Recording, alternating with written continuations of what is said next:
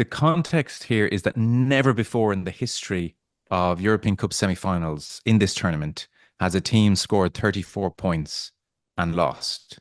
So for the Jacques Nienaber defence, much celebrated, a ripping up of Leinster DNA, when it came to their most important game, having nilled Harlequins, having nilled Glasgow, it was like a defensive capitulation.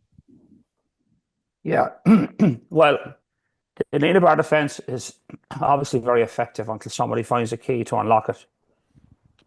Um, all defense, so there's no perfect defense system. No matter what defense you run, there's a weakness in it.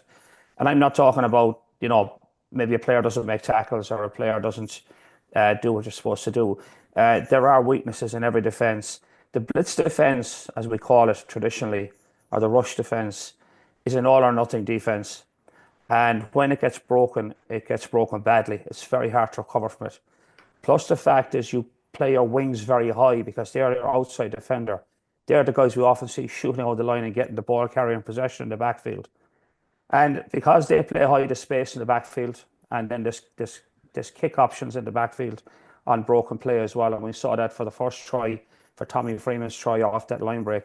Um, but what happened to Leinster is that a system that's been working really well from throughout the season basically crumbled on Saturday, partly because of the mistakes they made, which are very basic. But I would suspect if you track it back, the mistakes they made were precipitated by the Northampton attack.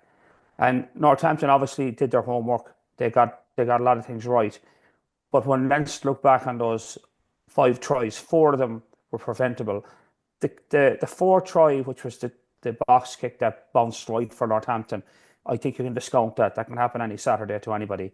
But the first try and the second try were just very poor spacing. One was a kick chase, and you saw Finn Smith pick the hole, went straight through, and then put the grubber kick in for Tommy Freeman. And that was really bad kick chase by Leinster. Kind of stuff that you would lose your mind in the IL. There was a huge hole. If you look at the video, massive hole for Smith to run into. The second try again, the ruck on the edge, terrible spacing. Andrew Porter standing in splendid isolation, where he should have at least two players. Porter was on his own, and again, Henry Pollock picked the hole, hit a great line, and a serious gas. I don't think Prendergast is going to stop him. And then the third and fifth tries were just really poor numbering off. This is probably where I think that Northampton saw their opportunities, is they set rucks up in the middle of the field and then they numbered off the side where Leinster were weakest. Like they were pretty much running tries, the third and the fifth try. Tommy Freeman's try off the midfield ruck in the 36th minute and the 63rd minute try for James Ram. They came off midfield rucks. And if you look at Leinster, they were all over the shop in terms of numbering off. And Northampton obviously saw that Leinster were poor at numbering off. And you have to number off both sides in the midfield ruck. And they found the side that Leinster hadn't numbered off and they just carved them open. So to be fair to Northampton, it was a triumph in terms of strategic planning. And the execution was extraordinary. And if you look at the stats, just finally, I won't go too much further, Northampton had about 42% possession. That's a lot of ball. They had less carries than you'd expect, but their efficiency was extraordinary. They had almost 550 metres with 42% ball. That means Leinster had 380 metres. That means Northampton's carry was over 5 metres per carry. Now, some of those runs were very long, big long runs, but that means that they were actually carving Leinster open. And then they had more clean breaks than Leinster. They had 10-8. And they beat more defenders. They beat 35 defenders, Leinster 23. So that to me spells of an attack that was really, really efficient, that really maximised its opportunities. And the Nienaber defence, which I so well, has clearly crumbled against a team who found a key to unlock it. That's the bottom line. Just to follow up on that, and Eddie, and then Rory do come in. So the high ball that Hugo Keenan, drops for Northampton, that can happen. Let's discount that one. That's fair enough. The opening try with the kick chase, zero kick chase, as you mentioned, and this is in the 8th minute of the game. This isn't a physical, we're tired kind of an issue. There's just a colossal gap between Keane Healy and Josh van der Fleer. Yeah. Joe McCarthy, I think, is 10, 15 meters behind them. I mean, I don't think Graham initially was going to run it, and he just saw this kick chase, and Finn Smith said, "Geez, okay, well let's kind of see what happens," and it happened for them. And then you talk about the other tries, a lot of bad numbering.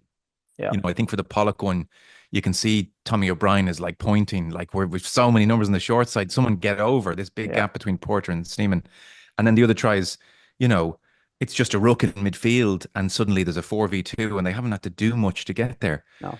Was this, to your eye, having watched Leinster all season, was this an accident waiting to happen? Did you think this was? Were you seeing the spacing wrong, or kick chase at times poor all season, or was this a colossally bad day at the office and very unlike them this year?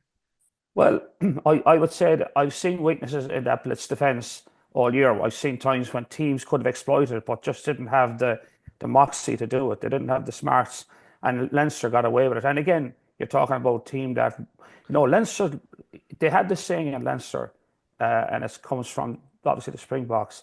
When you run the blitz defense, it's called turn and burn. And turn and burn means when you get broken, right? When they get split and it's a line break, everybody turns and corner flags like mad dogs in a meat house. And Leinster have saved their hide a few times this year with that, and you've seen them. But when the turn and burn works, everyone says, "Well, that's part of the system." And but what happened on Saturday was, I think, Northampton burned them significantly with line breaks, 10 line breaks, and they were really efficient on them. They didn't waste them. And I think part of it, well, was there was just these, I would say, Nienaber was tearing his hair out watching the spacing aspect of it. Those two tries, that spacing was appalling. Like where Northampton went through, where Finn Smith went through, where Henry Pollock went through, you could have a bust through that. That's just really bad defence on the IL on an average Saturday. So there was a bit of both. There was a team that picked him apart, and there was this kind of implosion around their accuracy that you would expect a lot better from them. And I would say, like, Nienaber has to hold up his hand that his defence got caught, but Leinster didn't do him any favours the way they set up as well. They were just very poor setups.